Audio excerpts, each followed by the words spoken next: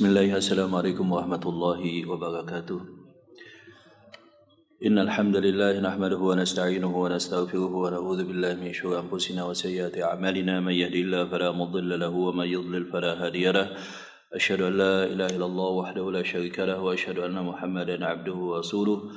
Shalawatullahi wa salamuhu alaihi thumma amma ba'du. Jamaah sekalian rahimani wa iyyakum jami'an walhamdulillah. Segala puji bagi Allah tabaraka wa taala. Kita masih dalam keadaan sehat wal afiat, dibangunkan oleh Allah Subhanahu wa taala setelah sebelumnya diwafatkan, dan segala puji bagi Allah tabaraka wa taala yang dengan karunia-Nya semua kebaikan menjadi sempurna walhamdulillah. Dan kembali kita insyaallah taala akan melanjutkan pembacaan daripada kitab Zadul Ma'ad fi Hadi Khairil Ibad yang ditulis oleh Al-Imam Ibnul Qayyim rahimahullahu taala.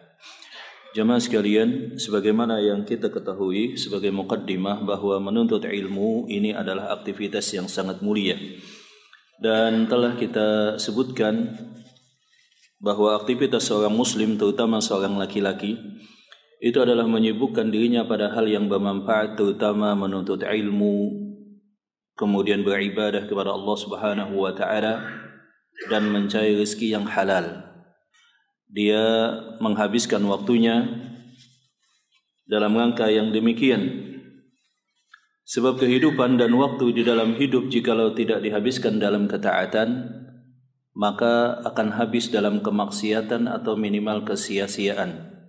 Maka saya mengajak pribadi saya untuk semangat menuntut ilmu, semangat beribadah, kemudian semangat untuk mencari rezeki yang halal, dan yang demikian akan menjadikan seorang muslim lebih selamat di hadapan Allah Subhanahu wa taala. Dan hendaklah seorang muslim mengingat hadis Rasulullah SAW, kullun nas yagdu, setiap manusia berusaha untuk dirinya. Faba'i'u nafsah, ada yang memerdekakan dirinya dari api neraka dan ada yang mencelakakannya. Maka suatu jiwa jikalau tidak disibukkan dalam ketaatan, maka dia akan tersibukkan dalam kemaksiatan atau minimal kesia-siaan. Menuntut ilmu adalah aktivitas yang sangat mulia. Kemudian ada hadis Rasulullah SAW yang berkenaan dengan menuntut ilmu yang berhubungan dengan malaikat. Kalau kita lihat hadis-hadis tentang menuntut ilmu yang berhubungan dengan malaikat, contohnya misalkan ada beberapa poin. Yang pertama adalah innal malaikata la tadau ajnihataha li talibil ilm. Malaikat merendahkan sayapnya. Di dalam hadis Rasulullah SAW, di antara malaikat ada yang mempunyai sekian sayap, dan ada yang sampai 600 sayap, ada yang sampai menutup ufuk timur dan barat. Nah, malaikat la tadau ajnihataha ala talibil ilm ridhan bima sana'. Malaikat merendahkan sayapnya terhadap penuntut ilmu karena senang terhadap aktivitas menuntut ilmu. Kemudian poin yang kedua, kalau kita lihat dalam hadis Rasulullah SAW, wa innal malaikata la tastaghfiru li talibil ilm. Malaikat senantiasa memohonkan ampun bagi dosa-dosa seorang hamba yang senantiasa menuntut ilmu. Allahumma ighfir lahu, Allahumma arhamhu, ya Allah ampunilah dia, ya Allah rahmatilah dia. Kemudian yang ketiga, Allah Ta'ala mempunyai malaikat khusus yang berkeliling di muka bumi mencari majlis ilmu. Innalillahi malaikah, sesungguhnya Allah Ta'ala mempunyai malaikat-malaikat yang punya tugas khusus. Sayyahuna fil ard, mereka berkeliling di muka bumi. Yabhasuna majalis al-ilm, mencari majlis ilmu.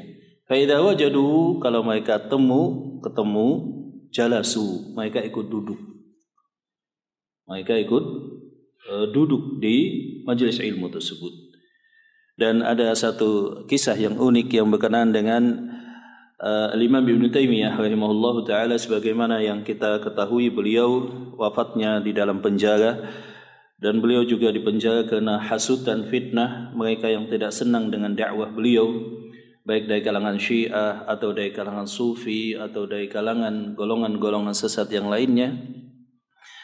Dan suatu saat diberitahukan kepada penguasa bahwa Imam Ibnu Taimiyah yang sedang dipenjara itu terlihat di beberapa tempat ada dan terdapat ngisi pengajian, padahal beliau sedang di dalam penjara. Maka sang penguasa memanggil Imam Ibnu Taimiyah, "Wahai Ibnu Taimiyah, sesungguhnya keadaanmu sebagaimana yang kita ketahui, sedang di penjara. Tetapi aku mendapatkan laporan engkau juga ngisi pengajian di beberapa tempat." Maka kata Imam Ibnu Taimiyah, yang jelas itu bukan malaikat. Yang jelas itu bukan malaikat.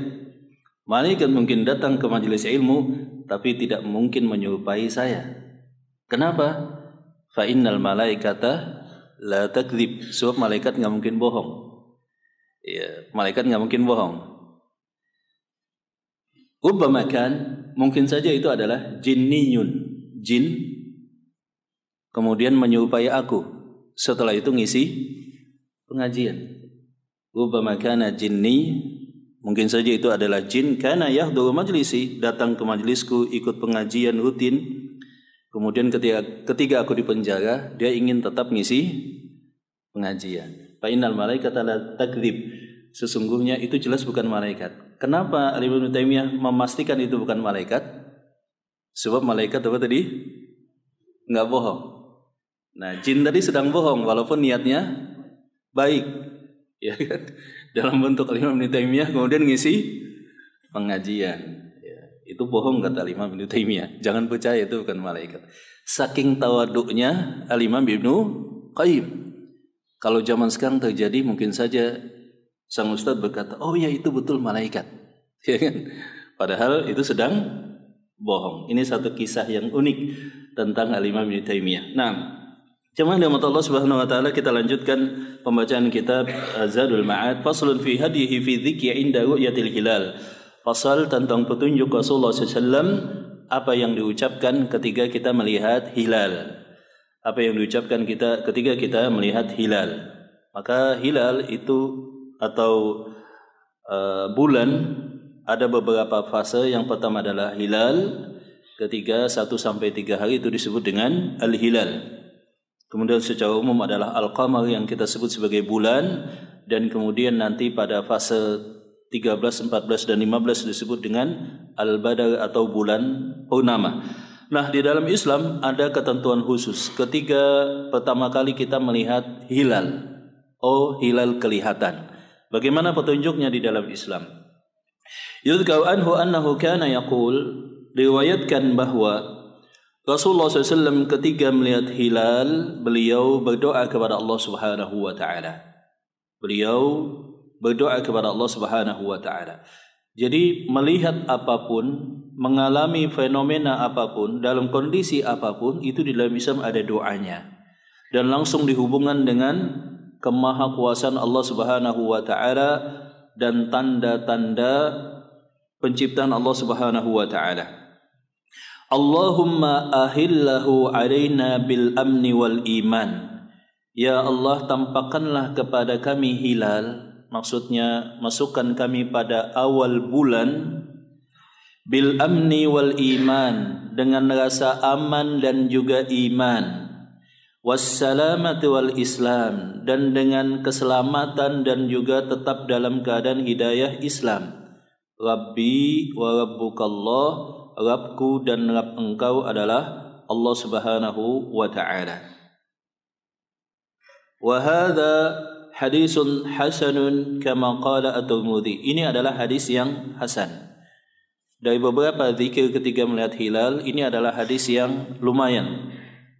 Hadisnya derajatnya hasan, sebab Al-Imam Ibnu Qayyim menyatakan bahwa sebagian zikir yang disebutkan dalam masalah hilal ini adalah hadis yang lemah. Wa yudhkaru anhu annahu kana yaqulu 'inda ru'yatihi. Di riwayat yang lain disebutkan bahwa Rasulullah SAW ketika melihat hilal, beliau berdoa kepada Allah, Allahumma ahillahu alaina bil amni wal iman wassalamati wal islam wa taufiqi lima tuhibbu wa tardahu rabbuna wa rabbukallah. Ya Allah, tampakkanlah kepada kami hilal dalam kondisi kami aman dan tetap beriman, dalam kondisi selamat dan tetap berislam, Jadi ada hubungan yang erat antara iman dan aman, antara salamat, keselamatan, dan juga al-Islam. Iman akan mendatangkan keamanan dan Islam akan mendatangkan keselamatan. Wat taufiq, dan juga taufiqi. Taufik itu adalah karunia daripada Allah Subhanahu wa taala yang menjadikan seorang hamba bisa melakukan satu ketaatan. Itu namanya adalah at-taufiq. Sebab ketika melakukan ketaatan itu banyak hal yang harus terpenuhi. Misalkan di antaranya adalah niat, di antaranya adalah kesehatan, kemampuan. Nah, ketika kita bisa melakukan satu ketaatan, itu adalah taufik daripada Allah Subhanahu wa taala. Wa taufiqi lima tuhibbu wa tarda. Rabbuna wa rabbukallah.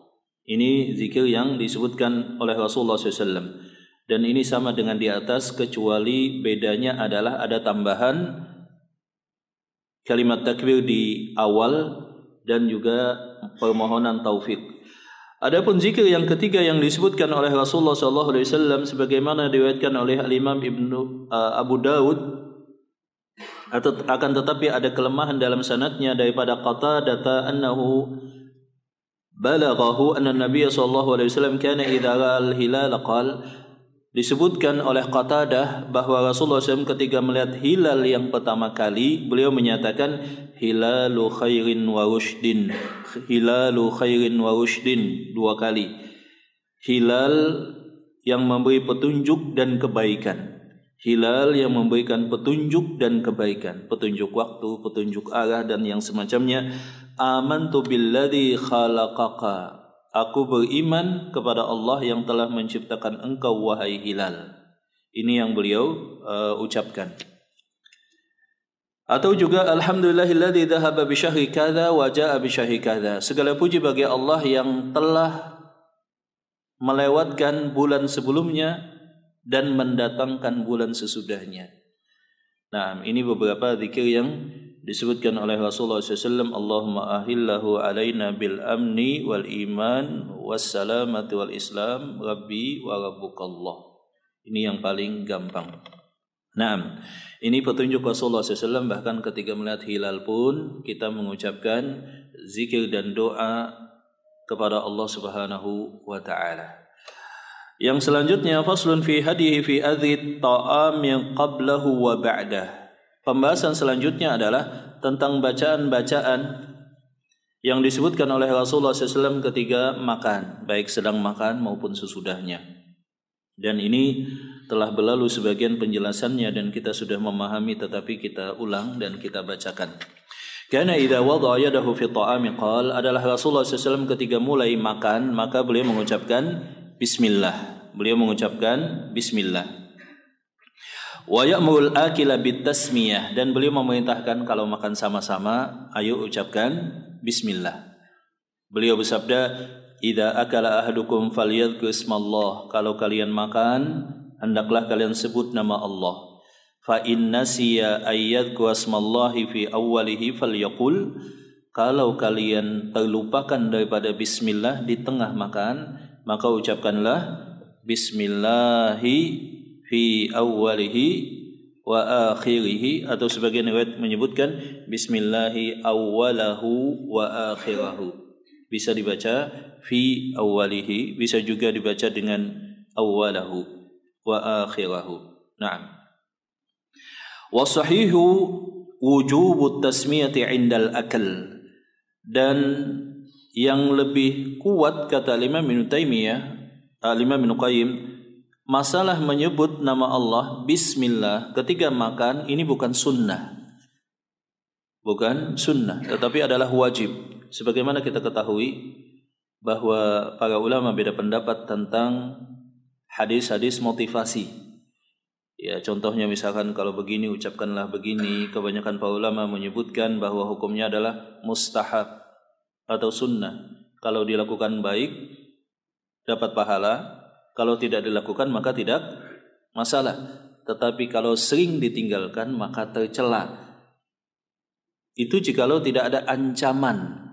Nah, jikalau ada ancaman kata Imam Ibnu Qayyim, maka ini bukan perkara mustahab lagi, bukan sunnah lagi. Karena ada ancaman, maka hukumnya menjadi wajib. Karena itulah mengucapkan bismillah ketika makan bukan sunnah, tetapi apa? Wajib. Rasulullah SAW menyatakan sesungguhnya ya jikalau kalian makan tanpa menyebut nama Allah, maka kalian akan makan bersama syaitan. Kalian akan makan bersama syaitan. Wa sahihu wujubu tasmiyati indal akli, sehingga kesimpulannya kata Al-Imam Ibnu Qayyim, mengucapkan bismillah ketika makan itu bukan sunnah tetapi adalah wajib. Kalau kita lihat memang ada ancaman pada momentum yang lain untuk motivasi mengucapkan bismillah. Contohnya misalkan masuk ke toilet, itu kan juga bahaya. Ya, ancamannya bisa dicelakai oleh syaitan. Demikian lagi terlebih utama ketika akan berhubungan badan dengan istri. Itu juga ada ancaman. Kalau terlupakan maka anaknya diganggu oleh syaitan. Kalau dibaca maka akan dijaga oleh Allah Subhanahu wa taala. Wa huwa ahadul wajhaini li ashabi Ahmad wa hadisul amri biha sahihatun sharihatun. Dan ini adalah pendapat di dalam mazhab Imam Ahmad. Hadis-hadisnya adalah hadis yang sahih. Dan wa tarikuha syariku syaitani fi ta'amihi wa syarabi. Kalau kita tidak mengucapkan bismillah, maka syaitan ikut makan bersama kita. Syaitan ikut makan bersama kita. Dan telah kita sebutkan hadis bahwa jikalau seseorang masuk ke rumahnya mengucapkan salam, ketika makan bersama keluarganya mengucapkan bismillah, maka syaitan berkata kepada teman-temannya, hari ini kita tidak bisa nginap dan tidak ada makanan. Tapi kalau masuk ke rumah tidak mengucapkan salam, makan dan minum tidak mengucapkan bismillah, maka syaitan akan mengumumkan teman-temannya kepada teman-temannya, hari ini kita dapat tempat untuk nginap dan tempat untuk makan, ya, berkesempatan untuk makan. Pembahasan yang selanjutnya faslun, pasal pembahasan wahahuna mas'alatun tad'ul hajatu ilaiha. Kemudian Al-Imam Ibnu Taimiyah, Al-Imam Ibnu Qayyim maksud saya, menambahkan pembahasan dengan satu permasalahan yang beliau anggap penting, bahwa apakah ketika makan sama-sama, sebab memang di dalam Islam itu ada motivasi supaya makan sama-sama, satu keluarga makan sama-sama, tidak sendiri-sendiri, supaya mendapatkan keberkahan. Jadi di satu keluarga jikalau bisa dan mempunyai kelapangan waktu, diusahakan betul supaya bisa makan sama-sama.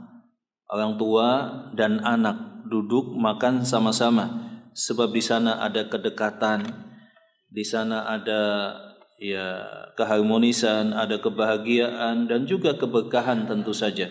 Sebab makan berdua cukup untuk makan bertiga kalau sama-sama. Makanan bertiga cukup untuk berempat. Dan di sana ada keberkahan kata Rasulullah SAW. Nah, di sini secara ringkas Al-Imam Ibnu Qayyim menyebutkan tentang satu permasalahan. Apakah ketika makan sama-sama yang wajib mengucapkan bismillah itu semuanya, misalkan makan 4 orang, apakah supaya mendapatkan keberkahan, tidak diganggu oleh syaitan, 4-empatnya semuanya wajib mengucapkan bismillah, sehingga tidak disertai oleh syaitan. Syaitan tidak gabung. Ataukah jikalau di antara berempat tadi ada satu yang mengucapkan bismillah, syaitan sudah nggak bisa ikutan. Apakah permasalahannya wajib atas setiap orang yang makan mengucapkan bismillah, ataukah cukup hanya satu untuk mencegah syaitan ikut gabung makan? Bagi mereka yang menyatakan wajib, mereka berdalil dengan hadis yang contohnya adalah diriwayatkan oleh Hudzaifah ibn Yaman, bahwa kami pernah makan bersama Rasulullah SAW. Kemudian tiba-tiba datang seorang anak kecil yang seakan-akan dia tergesa-gesa ikut ngambil makanan, maka Rasulullah SAW tahan. Demikian juga tiba-tiba datang seorang badui langsung makan tanpa mengucapkan bismillah, maka beliau cegah. Beliau kemudian menyatakan, inna syaitana yastahillu ta'ama dzukara ismallahi alaih. Syaitan tadi berusaha ikut makan. Lewat tadi jariyah, anak kecil, dan juga seorang badui tiba-tiba ikut gabung bersama kita makan tanpa mengucapkan bismillah, maka aku cegah. Syaitan ingin nebeng, ya, ingin numpang makan lewat orang yang tidak mengucapkan bismillah. Menunjukkan seakan-akan bahwa setiap orang yang makan di satu majelis makanan semuanya wajib mengucapkan bismillah. Kalau ada yang enggak mengucapin bismillah lewat si fulan itu, syaitan ikut makan. Karena itulah Imam Asy-Syafi'i, panassa Syafi'i ala ijza'i tasmiyatil wahid anil baqin. Imam Ahmad mewajibkan semuanya. Adapun Imam Syafi'i cukup satu. Jadi kalau ada majelis makan, satu sudah mencukupi dan mencegah syaitan. Kalau semuanya, walhamdulillah. Dikiaskan dengan kalau ada yang bersin. Kalau ada yang bersin kan, kemudian mengucapkan alhamdulillah, maka wajib minimal ada satu yang mengucapkan yarhamukallah. Permasalahannya apakah semuanya sunnah, maksud saya sunnah mengucapkan yarhamukallah ataukah cukup hanya satu saja. Demikian juga ketika sekumpulan orang datang seseorang mengucapkan bismillah, apakah semuanya menjawab salam ataukah cukup hanya satu? Kata Imam Asy-Syafi'i persis seperti kasus menjawab orang yang tashmid ketika melakukan tashmid ketika ada yang berzikir kepada Allah setelah bersin, dan sama kasusnya ketika mengucapkan salam kepada sekelompok orang, maka cukup hanya minimal satu. Adapun kata Imam Ahmad tadi, dan ini yang dikuatkan oleh Imam Ibnu Qayyim, yang lebih hati-hati dan lebih tepat supaya syaitan tidak ikut makan, maka semuanya alangkah bagusnya mengucapkan bismillah semuanya. Nah, demikian. Wa yudhkaru an Jabir, kita sedikit cepat di masalah ini yang ditambahkan oleh Imam Ibnu Qayyim daripada Jabir, daripada Rasulullah SAW, man nasiya ayyusammiya ala ta'amihi falyaqul huwallahu ahad. Ada hadis yang lain yang diriwayatkan tetapi hadisnya lemah dan diperselisihkan. Kalau kalian lupa mengucapkan bismillah, maka ucapkanlah qul huwallahu ahad. Qul huwallahu ahad, tetapi hadis ini lemah. Yang jelas para sahabat ketika bertemu satu dengan yang lainnya atau bertamu, maka diriwayatkan bahwa mereka membaca surah Wal Asri. Salah satunya membaca Wal Asri, sebagian diriwayatkan demikian untuk mengingatkan tentang pentingnya waktu, iman dan juga amal soleh. Kalau kita runut jamaah rahmat Allah Subhanahu wa taala dan kumpulkan adab-adab makan yang dilakukan oleh Rasulullah SAW, sebab di kitab ini yang beliau sebutkan hanyalah petunjuk Rasulullah SAW ketika yang berhubungan dengan bacaan. Adapun kalau kita detilkan adab sebelum makan, misalkan yang pertama memastikan bahwa makanan tadi halal, cara mendapatkan dan zat makanan tersebut. Kemudian yang kedua, supaya berpahala kita pasang niat dalam hati kita. Niat kita makan tadi supaya menegakkan punggung kita, supaya bisa beribadah kepada Allah dan menunaikan berbagai macam kewajiban. Ini pentingnya niat, dan bobot niat akan memberikan bobot pada aktivitas dunia kita sehingga mendapatkan pahala. Beda antara seseorang makan karena kelaparan dan seseorang yang makan niatnya untuk ibadah kepada Allah. Yang pertama, dia melakukan rutinitas tanpa masang niat. Yang kedua, dia menghayati ketika makan, oh niat saya ketika makan supaya bisa beribadah kepada Allah. Yang pertama tidak dapat pahala, yang kedua mendapatkan pahala. Kemudian Rasulullah SAW juga biasanya makan pakai tangan, karena itulah beliau mencuci tangan ketika kotor misalkan demikian. Kemudian beliau uniknya ketika makan, ya ini memang tidak ditekankan, tetapi yang dilakukan oleh Rasulullah, maksudnya di zaman dulu itu beliau duduk. Ya beliau letakkan semacam alas, taruh makanan di atasnya, sesuatu yang dinamakan dengan sufrah. Ya, kalau di Masjid Nabawi, Masjidil Haram itu kan begitu biasanya. Langsung di alas makanan gitu ya, kemudian taruh makanan. Dan beliau biasanya duduk. Duduk beliau adalah seperti duduk iftirash untuk sholat, untuk makan demikian. Atau beliau tegakkan kaki kanan ditegakkan dan duduk di atas kaki sebelah kiri. Itu yang biasa beliau lakukan. Iya, kalau kita kan biasanya memang di meja makan. Tidak masalah sebetulnya, tetapi sebagian para ulama menyatakan biasanya ada rahasia dan hikmah terhadap apa yang senantiasa dilakukan oleh Rasulullah SAW. Kemudian yang berikutnya, ridha dan tidak mencela makanan. Tidak mencela makanan. Nanti Al-Imam Ibnu Qayyim juga menyebut yang demikian poinnya. Kemudian makan bersama-sama secara berjamaah sebab keberkahan ada pada jamaah. Kemudian mengucapkan bismillah, makan terhadap yang lebih dekat, mengunyahnya secara pelan-pelan dan dibolehkan ngobrol hal-hal yang bermanfaat dan memuji orang yang menghidangkan. Kemudian makan dengan tangan kanan dan adab-adab yang lainnya. Jikalau ada yang terjatuh diambil dan dibersihkan, tidak meniup makanan yang panas, minum dengan membaginya tidak sekaligus habis, tetapi dengan 3 kali tegukan, dan juga tidak makan dan minum yang masih panas atau tidak juga meniupnya. Demikian juga tidak berlebih-lebihan sampai kekenyangan. Ya. Kemudian banyak adab-adab makan yang telah kita ketahui insyaallah. Nah, kita lanjutkan pembacaan beliau daripada kitab ini, tulisan Imam Ibnu Qayyim maksudnya. Beliau kana idza rufi'a at-ta'amu min baini yadayhi yaqul alhamdulillahi hamdan katsiran thayyiban mubarakan fihi ghaira maqfiyyin wa la muwadda'in wa la mustaghnan anhu rabbuna azza wa jalla.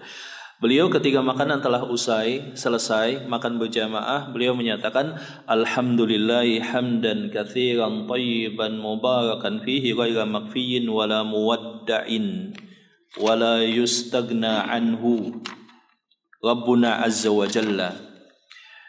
Kemudian beliau juga dalam riwayat yang lain mengucapkan kalimat zikir alhamdulillahilladzi at'amana wa saqana wa ja'alana minal muslimin. Segala puji bagi Allah yang telah memberikan kami makan, memberikan kami minuman dan menjadikan kami di atas hidayah Islam. Jadi penuh zikir ketika Rasulullah SAW selesai makan. Pada kesempatan yang lain beliau berdoa alhamdulillahilladzi at'ama wa saqa wa sawwagahu wa ja'ala lahu makhraja.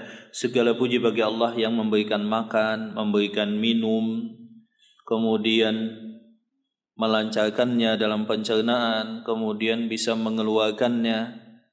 Sebab kan nikmat makan itu Masya Allah berhubungan dengan bisa masuk kemudian bisa dikeluarkan. Kalau hanya bisa masuk nggak bisa keluar juga masalah juga. Maka kita berdoa kepada Allah dan memuji Allah. Alhamdulillah bisa makan, bisa minum, bisa dicerna, kemudian bisa dikeluarkan. Masya Allah. Wa dzakal Bukhari anhu annahu kana yaqulu alhamdulillahilladzi kafana wa awana. Segala puji bagi Allah yang mencukupkan kami makanan dan minuman, melindungi kami dan memberikan tempat untuk istirahat. Kemudian diriwayatkan oleh Al-Imam At-Tirmidzi, man akala ta'aman faqala alhamdulillahilladzi at'amani hadza min ghairi haulin minni wala quwwah. Ini yang dulu telah kita sebutkan zikirnya, alhamdulillahilladzi at'amani wa saqani min ghairi haulin minni wala quwwah, maka akan diampunkan dosanya. Ghufira lahu ma taqaddama min dzambi, akan diampunkan semua dosa-dosa kecil yang telah lewat. Dan ini sangat luar biasa. Makan, kemudian berzikir kepada Allah, dosa-dosa kita yang telah lewat, terutama dosa kecil semuanya diampunkan oleh Allah Subhanahu wa taala. Ini kan gampang betul Pak ya. Makan sudah enak, nikmat, ya kenyang, enggak haus lagi. Kemudian kita berzikir kepada Allah, alhamdulillahilladzi at'amani wa saqani wa razaqanihi hadza min ghairi haulin minni wala quwwah. Ghufira lahu ma taqaddama min dzambih. Dan telah saya sebutkan di hadis yang lalu, ghufira lahu ma taqaddama min dzambih biasanya berkenaan dengan puasa Ramadan, apalagi qiyamul lail di bulan Ramadan, kemudian apalagi berkenaan dengan ibadah haji. Ternyata redaksi yang serupa juga didapatkan kalau kita berzikir sesudah makan. Itu kan gampang. Habis makan kita ucapkan alhamdulillahilladzi at'amani hadza wa razaqanihi min ghairi halim minni wala quwwah. Wa yudhkaru anhu annahu kana idza quriba ilaihi ta'ama qala bismillah. Demikian juga diriwayatkan ketika Rasulullah SAW didekatkan makanan, beliau mengucapkan bismillah. Ketika selesai, beliau mengucapkan Allahumma at'amta wa saqaita wa agnaita wa aqnaita wa hudita wa ahyaita falakal hamdu ala ma'ataita. Ya Allah, segala puji bagi Engkau. Engkau telah memberikan kami makanan, memberikan minuman, Engkau telah mencukupkan kami, Engkau telah memberikan hidayah, telah menghidupkan kami. Bagi Engkau wahai Allah semua pujian atas apa yang Engkau berikan. Jadi Rasulullah SAW menekankan dalam semua zikir sesudah makan bahwa semua nikmat itu berasal daripada Allah Subhanahu wa taala. Dan inilah yang dinamakan dengan syukur kepada Allah. Lisan mengucapkan kalimat alhamdulillah, kemudian hati betul-betul menyadari, menghayati bahwa itu berasal daripada Allah dan kemudian digunakan dalam rangka ketaatan kepada Allah Subhanahu wa taala.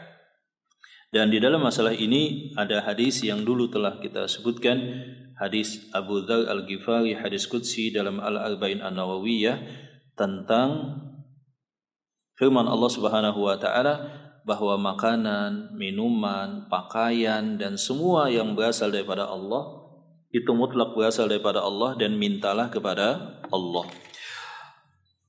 Kemudian Rasulullah SAW juga diriwayatkan di dalam beberapa kitab sunan,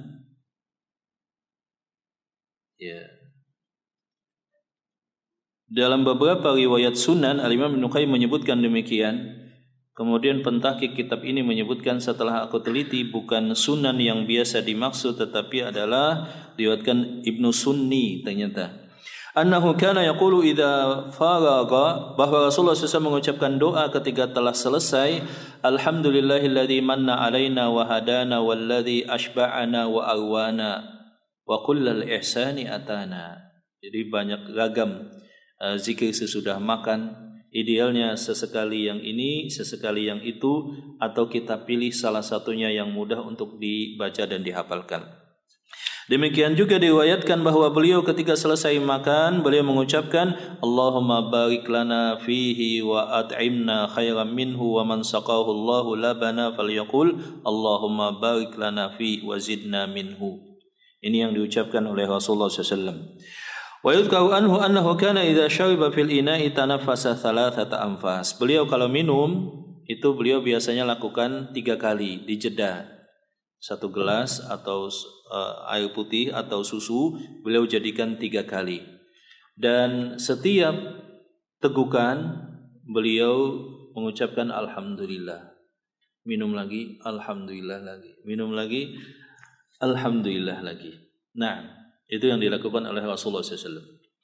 Faslun, kemudian fasal pembahasan kata beliau tentang bagaimana Rasulullah SAW ketika di rumah istri-istri beliau.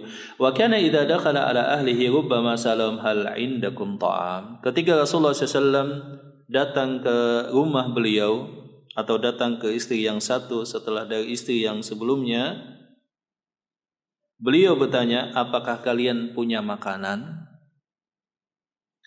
Wa ma'aba ta'aman qattu, dan beliau tidak pernah mencela makanan sama sekali. Sebab makanan itu berasal daripada Allah, nikmat dari Allah. Kalau beliau ingin, beliau makan. Kalau ternyata beliau tidak menginginkannya, beliau diam dan beliau tidak pernah mencela. Aduh, nih makanan gak enak banget, ya misalkan. Jadi tidak boleh 2 hal. Yang pertama, mencela makanan. Yang kedua, mencela orang yang menghidangkan atau memasak. Ya kadang-kadang kan terutama kita kepala rumah tangga, waduh pas nggak enak mungkin saja kelupaan, ya kan, lepas. Baik mencela makanan atau mencela yang masak. Ini kok gosong gitu misalkan. Ini kok begini, ada saja kadang-kadang kan. Nah, itu ditahan.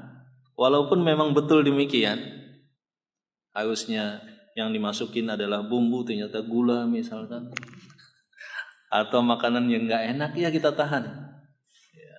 Bahkan kalau perlu kita puji, dan tetap bersyukur kepada Allah Subhanahu Wa Taala, kemudian kasih masukan. Karena idashtahahu akalah. Kalau Rasulullah SAW senang, beliau makan. Wa in karahu tarakahu wasakat. Kalau beliau tidak menginginkan, beliau diam. Wa rubbama qal ajiduni a'afu inni la ashtahi. Kata Rasulullah SAW, mohon maaf, aku sedang tidak bernafsu makan yang ini. Wa kana yamdahu ta'ama ahyanan, dan sering Rasulullah SAW itu memuji makanan dan memuji orang yang menghidangkan atau memasak makanan. Qaqaulihi lamma sa'ala ahlahu anil udmi. Itulah yang beliau lakukan ketika beliau dihidangkan satu lauk. Enggak ada lauk macam-macam, enggak ada ikan, enggak ada daging, enggak ada ayam. Faqalu ma indana illa khallun. Ketika Rasulullah SAW bertanya kepada istrinya, apa makanan kita hari ini, ada makanan enggak? Jadi beliau biasanya bertanya, apakah ada makanan? Ini tentu saja beda dengan pertanyaan sebagian kita.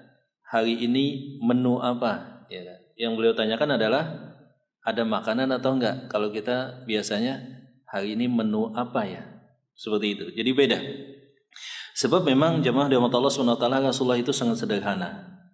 Kita bacakan beberapa hadis tentang kesederhanaan Rasulullah yang telah kita ketahui. Misalkan Aisyah radhiyallahu taala anha meriwayatkan dalam hadis yang diriwayatkan oleh Imam Muslim, syabi'a Rasulullah SAW thalathata ayyamin tiba'an min hubzi burin hatta madha lisabili. Rasulullah SAW dari awal aku nikah bersama beliau sampai beliau wafat, beliau tidak pernah kenyang 3 hari berturut-turut dari gandum halus, gandum yang lembut, dan adalah makanan beliau itu adalah syair, gandum yang terbuat roti yang terbuat daripada gandum yang kasar. Aisyah radhiyallahu taala anha juga meriwayatkan, in kunna lananzuru ilal hilal thumma al-hilal thumma al-hilal thalathan fi syahraini wa ma uqida fi abyati Rasulullah SAW nara. Sungguh, kata Aisyah pernah menceritakan, kami telah berlalu hilal, kemudian telah berlalu hilal, masuk pada hilal ketiga selama 2 bulan, dan tidak pernah api dinyalakan di dapur Rasulullah SAW. Maka ditanyakan kepada Aisyah, apakah makanan kalian? Makan kami adalah al-aswadan, kurma dan air putih. Aisyah radhiyallahu taala anha juga menyatakan, tufiya Rasulullah sallallahu alaihi wasallam ma fi rafi min syai'in yaquluhu dzu kabidin illa syatru sya'irin. Ya, jadi luar biasa beliau sallallahu alaihi wasallam, kesederhanaan hidup beliau yang diceritakan oleh Aisyah radhiyallahu taala anha. Nah, apakah ada makanan? Faqalu ma indana, ya Rasulullah, kita tidak punya makanan illa khallun, kecuali cuka.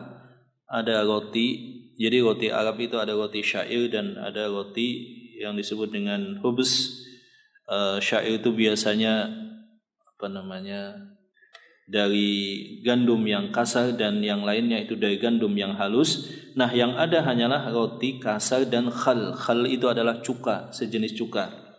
Faja'ala ya'kulu minhu, maka Rasulullah SAW makan dengan cuka, wa yaqul ni'mal udmu al-khallu, sebaik-baik makanan adalah cuka ini.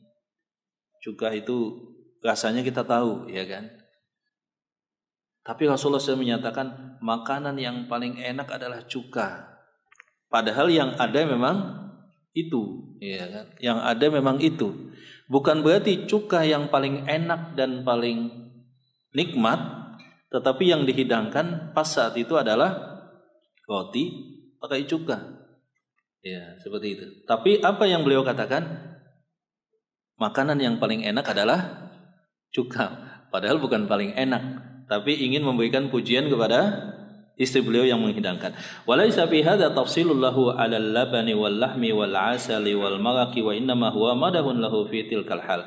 Jangan kita bayangkan maksud beliau, kata Imam Ibnu Qayyim, adalah cuka lebih enak daripada daging, daripada ikan, daripada ayam. Tentu saja daging, ikan, ayam, madu ketika dimakan bersama gandum itu paling enak. Itu yang paling enak. Tetapi karena nggak ada dan yang dihidangkan cuma potongan roti kasar yang keras dengan cuka, ya itu yang dimakan. Dan beliau, Masya Allah, sudah nggak ngomel, nggak mencela, tapi beliau ucapkan pujian. Waduh, nikmat. Ini yang paling nikmat. Maksudnya saat itu, sebab yang ada memang cuma cuka itu. Wa kana idza qubiba ilaihi ta'amun wa huwa shaim qala inni shaim. Dan kasus yang lain, beliau ketika diundang untuk makan, beliau sedang puasa atau didekatkan makanan beliau sedang puasa, beliau menyatakan inni shaim, aku puasa. Ya, kalau puasa wajib semacam Ramadan tentu saja enggak boleh. Iya kan? Ada yang non muslim ngundang kita, ya kita puasa. Kemudian kalau puasa sunnah maka itu pilihan.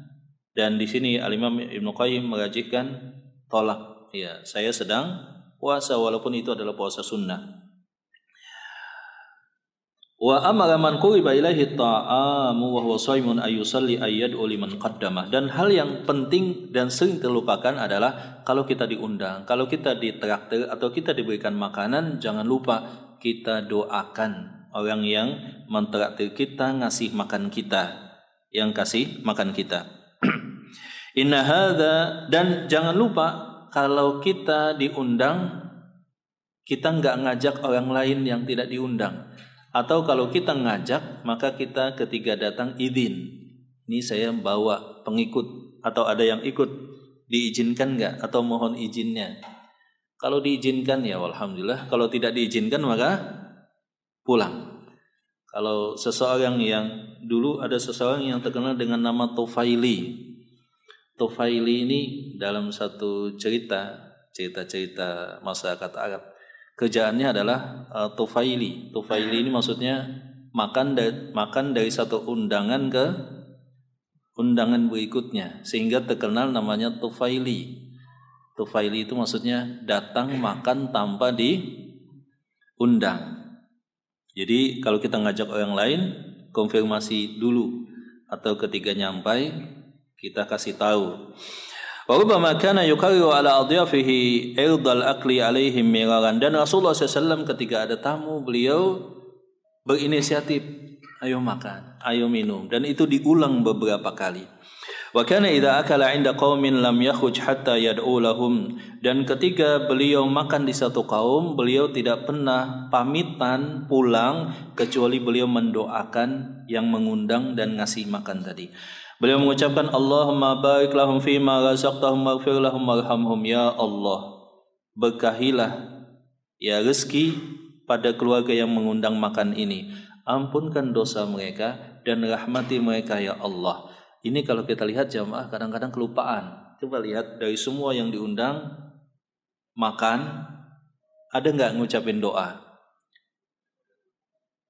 Mungkin ada 1-2, tapi nggak ada yang kelihatan. Maksudnya terucap doa kencang. Harusnya kan dikencangkan, mengingatkan juga yang lain. Paling biasanya makasih Pak, ya kan begitu ya. Harusnya diucapkan keberkahan, rahmat, dan juga ampunan daripada Allah Subhanahu wa taala. Dalam riwayat yang lain, Sa'ad bin Ubadah menceritakan Rasulullah SAW pernah diundang, kemudian beliau mengucapkan aftara indakumus shaimun wa akala ta'amukumul abrar wa salat alaikumul malaikah. Telah berbuka puasa di tempat engkau dan telah makan makanan engkau orang yang bertakwa dan taat kepada Allah, dan semoga malaikat mendoakan kalian juga. Beliau juga mengucapkan Allahumma at'iman at'amani waski man sakani. Ya Allah, berikanlah makan kepada orang yang telah ngasih aku makan. Ya Allah, berikanlah minum kepada orang yang telah memberikan minum. Bahkan ada satu cerita, ada seseorang yang bernama Amr bin Hamiq. Ya, Saqahu labana, pernah memberikan Rasulullah SAW susu, minuman. Beliau mendoakan Allahumma amti'hu bisyababihi, ya Allah awetkanlah masa mudanya. Maka Amr bin Hamid tadi usianya sampai 80 tahun tanpa ada satu uban pun di kepalanya, karena mendapatkan doa daripada Rasulullah SAW. Rasulullah SAW sedang lewat, kemudian dipanggil, dihidangkan kepada Nabi susu. Rasulullah SAW mendoakan, ya Allah awetkanlah masa mudanya. Allahumma amti'hu bisyababi, ya Allah berikanlah nikmat pada masa mudanya. Maka Amr bin Hamid tadi usia 80 tahun tanpa ada satu helai pun uban di kepalanya.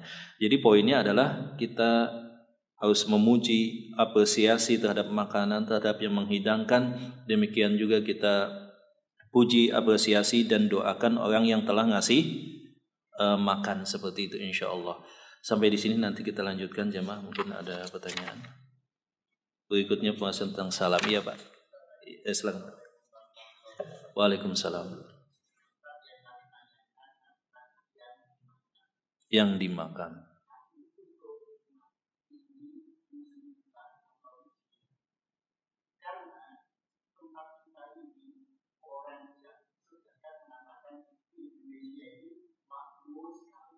Iya, betul.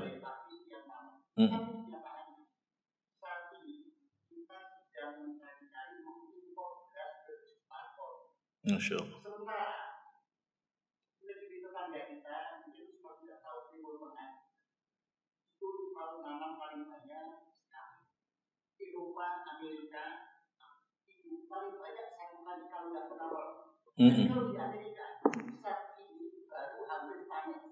Tapi kadang-kadang dalam perjalanan dari San Francisco sampai Houston itu dimakan berat. Itu nggak pernah banyak. Tetapi dianggap orang kekurangan makanan. Itu surplus makanan. Iya. Ekspor makanan. Maka kita bisa sampai kurang makanan itu. Itu harus sudah atau iya. Waalaikumsalam warahmatullahi wabarakatuh. Ya jemaah, memang ketahanan pangan ini luar biasa, sangat penting. Ya, kita doakan semoga saja pemerintah kita diberikan taufik untuk memberikan perhatian yang sesuai. Dan memang ketahanan pangan itu hal yang kompleks, kita tidak membahasnya. Ada banyak hal yang memang penting di sana tentang ketahanan pangan. Tetapi ada yang unik, hal yang kecil misalkan, kita itu memang sudah hal yang unik, yang sederhana tadi, contohnya misalkan kalau belum makan nasi, apa ya? Belum makan, mau roti, mau apa lagi, macam-macam. Mas sudah makan nggak? Sudah kenyang tapi belum makan nasi. Maka jawabannya adalah belum. Ya, belum. Jadi sebetulnya memang kalau dari sudut pandang Islam itu kan la in syakartum la azidannakum wa la in kafartum inna adzabi lasyadid. Kalau kalian bersyukur aku tambah. Kalau kalian kufur maka azabku sangat pedih. Walau anna ahlal qura amanu wattaqau la fatahna alaihim barakatin minas sama'i wal ard. Kalau kalian beriman dan bertawakal, berkah akan datang tercurah dari langit dan keluar daripada bumi. Akan tetapi kalian kufur kepadaku. Maka berkenaan dengan di dalam Islam dipandang dengan syukur kepada Allah Subhanahu wa taala, iman dan takwa. Kalau dari sudut pandang yang lain ya beda lagi. Ya seperti itu. Tapi memang beda antara sudut pandang orang yang mengkonsumsi dengan yang memproduksi.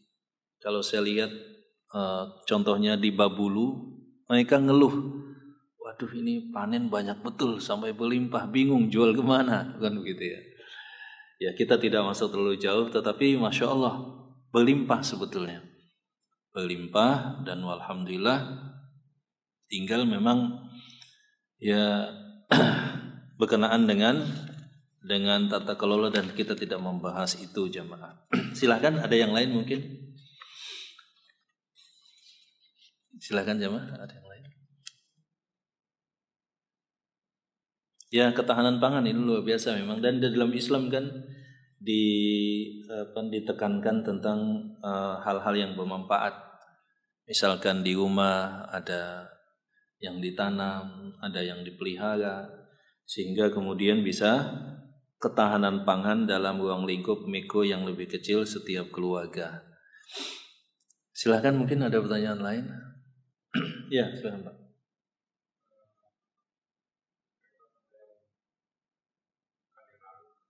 Iya. Oh iya.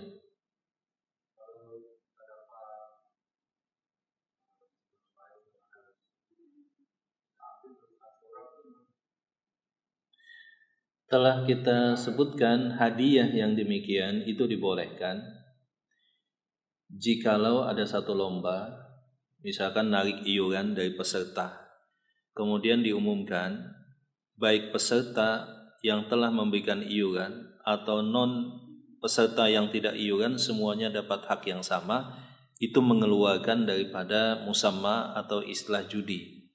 Tapi kalau syarat peserta wajib ada iuran, nah itu hukumnya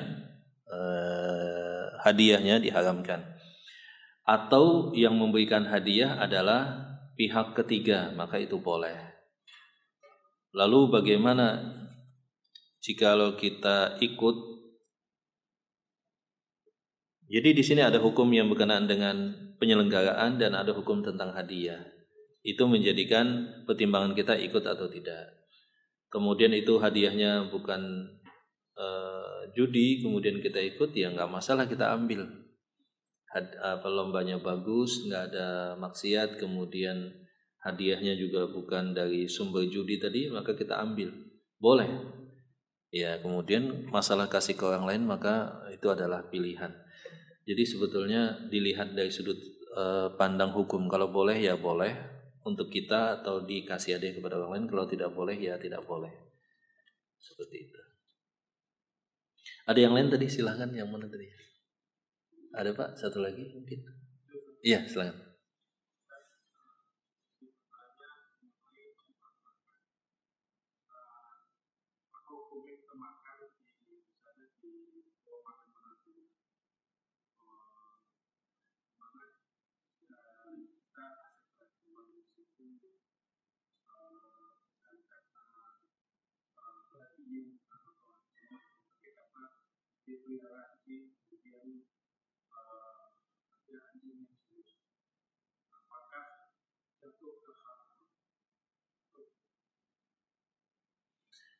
Iya, jikalau kita diundang makan non-muslim, maka hukum asalnya kan Rasulullah SAW juga diundang oleh orang Yahudi, beliau datang dan makan.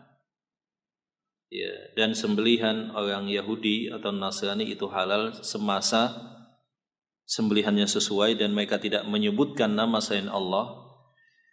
Kemudian kalau kita lihat ada indikasi yang meragukan, lebih hati-hati tidak makan di sana. Biasanya yang lazim itu memang walaupun dibilang yang diharamkan dipisah, ini yang halal, tetapi percampuran saat proses masak atau ada peralatan yang tidak dipisahkan, misalkan seperti ada bekasnya, maka tentu saja kehati-hatian itu penting kita lakukan. Tapi kadang-kadang sulit juga. Saya pernah makan di Jakarta Utara, di PIK itu ya. Diajak makan. Pas lagi makan saya lihat ada ruangan sebelah tapi gantung gitu Pak. Binatang. Wah, ini apa nih? Waduh, ternyata babi Pak. Saya tanya, ini halal nggak? Oh, halal Pak. Ini khusus yang halal. Yang di sana, jadi kami bagi restoran ini dua. Di sana zona non halal, ini zona halal. Waduh, kata saya ini gimana? Jadi kita khawatir juga, takutnya ada proses yang sama atau peralatannya yang seperti itu.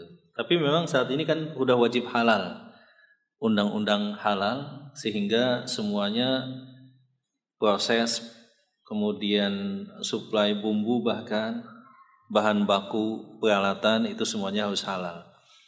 Alhamdulillah ada undang-undang halal dan ini sedang proses, semuanya wajib halal. Seperti itu.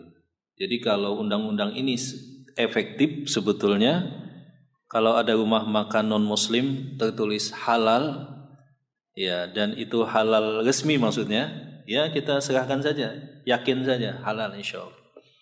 Itu memudahkan, dan ini salah satu hal yang positif, alhamdulillah, undang-undang halal.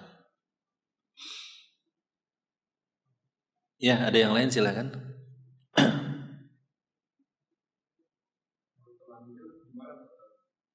Kalau terlanjur memang saya pernah makan di Seoul, tidak disebutkan namanya, intinya satu tempat makan sate. Setelah selesai saya agak bingung, ini kok rasanya beda dan saya merasa nggak enak.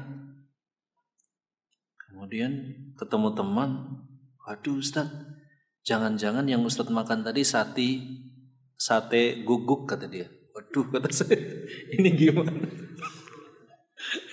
Ya kan? Ustaz makan di mana tadi? Itu di situ. Nah, iya Ustaz. Dan itu ada dua hal. Yang pertama, qadarullah, ya kan? Gimana lagi sudah masuk. Yang kedua, ada praktek yang dilakukan oleh Abu Bakar radhiyallahu taala anhu ketika dihidangkan oleh budak beliau makanan, maka Abu Bakar radhiyallahu taala anhu makan. Budaknya kemudian berkata, "Wahai Tuan, biasanya Anda bertanya, tapi kok ini Anda nggak bertanya kepada saya? Ini dulu saya praktek pedukunan, kemudian dikasih hadiah. Nah ini saya hidangkan ke Anda, wahai Abu Bakar radhiyallahu taala." Abu Bakar radhiyallahu anhu kaget, kemudian memasukkan jari beliau ke ya supaya dimuntahkan, seperti itu. Jadi bisa demikian, kalau bisa alhamdulillah, kalau nggak bisa ya la yukallifullahu nafsan illa usaha fattaqullaha mastata'tum. Saya juga bingung kenapa di sebagian tempat itu anjing dijadikan makanan, gitu ya. Anehnya muslim, gitu ya. Penjualnya muslim, yang makan juga muslim juga. Aneh juga. Apa mereka belum tahu? Saya juga nggak sampai ke sana tentang hukum makan anjing. Mungkin sudah tahu kali ya. Untungnya banyak. Ada juga sebagian bilang ada khasiatnya atau apa, atau untungnya banyak kali ya. Iya, sampai di sini jemaah, semoga bermanfaat, dan itu memang harus ditekankan terhadap daerah-daerah yang banyak masakan anjingnya, bahwa yang demikian diharamkan oleh Allah Subhanahu wa taala dan hasilnya juga diharamkan, dan itu juga berpengaruh terhadap ibadah dan doa seorang hamba, sebab Allah taala tidak menerima ibadah dan doa seorang hamba jikalau makanannya daripada zat atau hasil yang diharamkan. Wallahu taala a'lam bishawab. Sampai di sini semoga bermanfaat. Barakallahu fikum. Alhamdulillahirabbil alamin. Assalamualaikum warahmatullahi wabarakatuh.